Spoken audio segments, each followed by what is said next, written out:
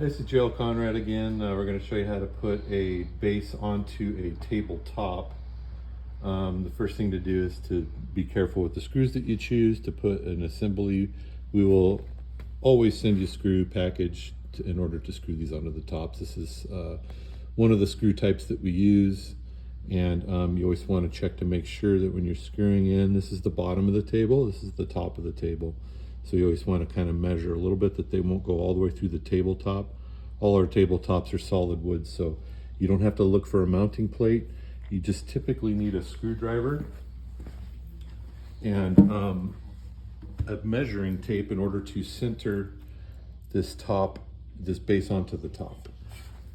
So this is the mounting plate to the base, and if you can see the base in full length, once it's assembled and you put the X base onto the column, then you can screw it right onto the top. And it's all done upside down until it's complete. So always put a soft blanket, make sure there's no burrs or anything rough underneath the tabletop so you don't scratch up the surface of your tabletop. So use a soft blanket, towels, something like that. Cardboard's usually a little too rough, and just putting it directly on a hard surface is probably going to be too rough for the tabletop. At times we will pre-drill holes for you, so you can just line up the holes and assemble it that way.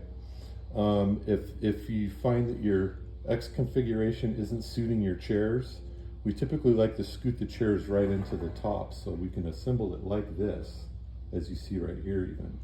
And even though it's hanging over these metal piece support brackets here, it's okay because we don't need to drill every single hole.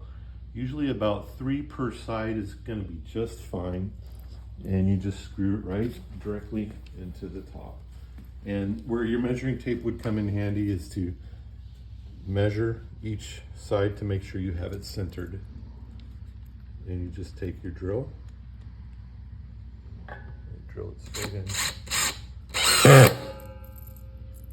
And that's how you put all these in.